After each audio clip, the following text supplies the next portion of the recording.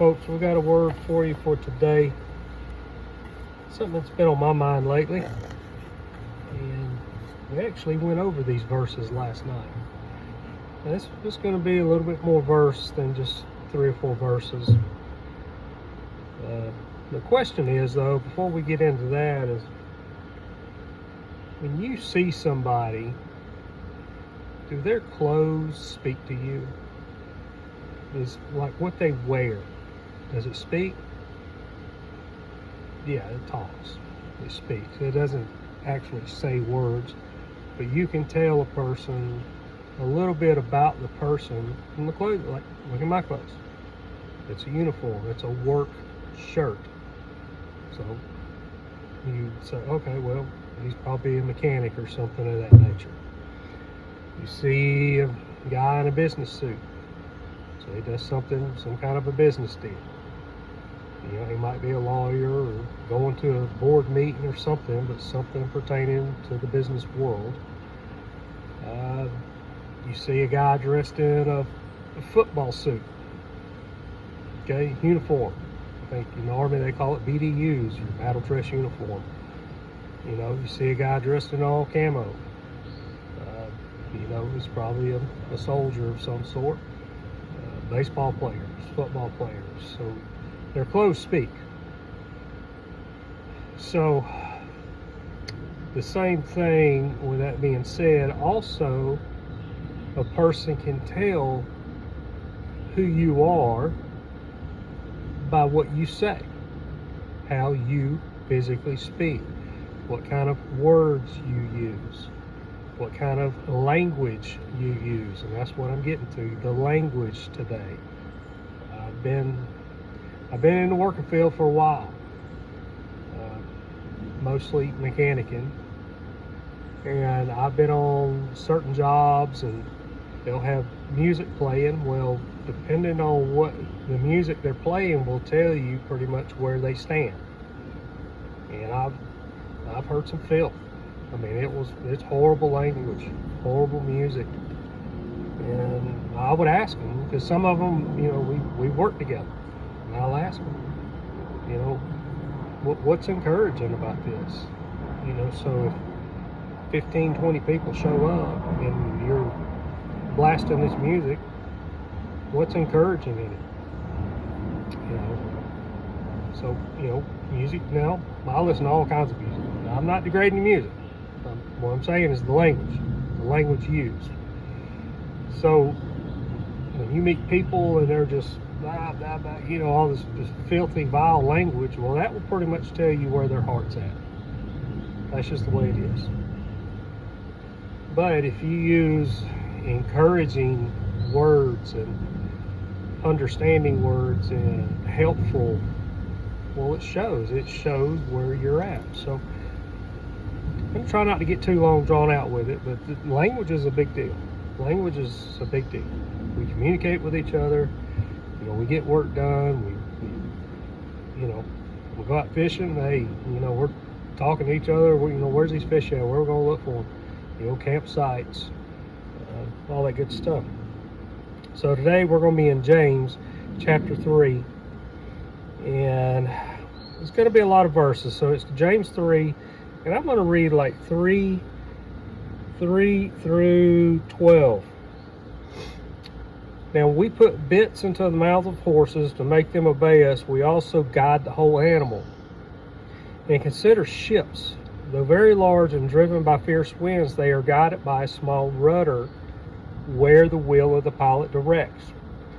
So too, though the tongue is a small part of the body. It's a small part. I mean, unless you're Gene Simmons, you got a big tongue. But most of the time, we got small tongues. So too, though the tongue is a small part of the body, it boasts great things. A lot of arrogance. Don't deal with arrogant people too well. Consider how large a forest a small fire ignites. Ever smoke a bear? You prevent forest fires. Usually it's sometimes by a cigarette, a match, the ember hops out of the fire, and then I get, you know, sometimes lightning strikes and you know, wrecks and stuff like that. But you could take a match and set 1,000,000 acres on fire with that one little match. That's what James is saying. And the tongue is a fire. The tongue, a world of unrighteousness. I've been there. Is placed among the parts of our body. It pollutes the whole body, sets the course of life on fire, and is set on fire by hell. Your tongue it's a bad thing. It's not good. Every sea creature, reptile, bird, animal is tamed and has been tamed by man, but no man can tame the tongue. Why not? We can do all this other stuff, but we can't tame our own tongue. It's a restless evil full of deadly poison. And here's where James is getting to. We praise our Lord and Father with it, and we curse men who are made in God's image like it. You ever cuss somebody out? Yeah, I have. You drive around 285 enough in Atlanta, you're going to cuss somebody out. Ain't no doubt. Praising and cursing come from the same mouth. It shouldn't be like this. These things should not be. Does spring water pour out sweet and bitter water from the same opening? Can a fig tree produce olives? Can a grapevine produce figs? Neither can saltwater spring yield fresh water. So there you go. The words you use, the language you use, how you speak to people lets them know who you are. So they won't deal with you. You know, I deal with a lot of different people. Some I've dealt with for 20 years. Some I have yet to speak to. But just be respectful. You know, don't vile language all the time. Nobody wants to hear that. You know, I've been around it, and you know, Levi goes out with me all the time, and we don't speak it. We don't. Time to time, you're gonna get mad, you're gonna lose your temper, yeah, you're gonna let a cuss word fly. That's not what he's saying. How you address people. Are you encouraging when you speak to people? Or you just belittle people, you're arrogant, you're not humble, you know, and you show up, well, I know it all, I know it all. So we're out of here.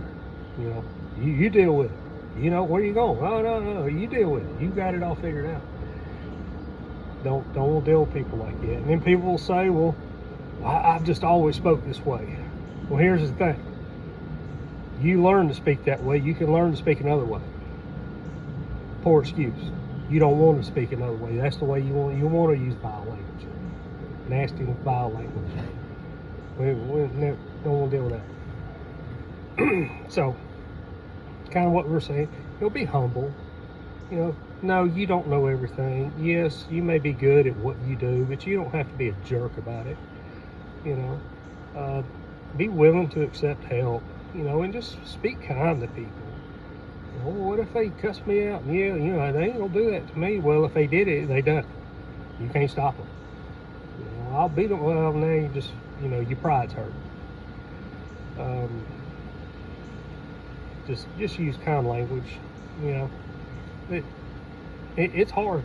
It's hard. I've had to learn it. I used to be nasty speaking, you know, just vile language, but it really helps people out if you are encouraging when you speak to them. So let's do what James says, you know, and turn your language over to Jesus. Let him come in, and he'll get rid of all that vile, filthy language. You know, and there's a lot of other stuff, but we're going to keep it a little bit long here. But language is horrible, you know. And if you're putting it in, you know, movies you watch, certain music you listen to, people you hang out with, have conversations with, are they encouraging? Is all that stuff encouraging and helping you out? Or is it just feeding the worldliness in you, the vileness and just the nasty stuff? You know, we don't want to be around. So, again, let this be an encouragement. It might be calling you out. Hey, I got bad language. I need to change it. I watch bad stuff. I don't need to watch this anymore. So, hope you're having a good day. A little warm out here in the south today, but Thank God for you, and I do hope that your language changes if it needs to.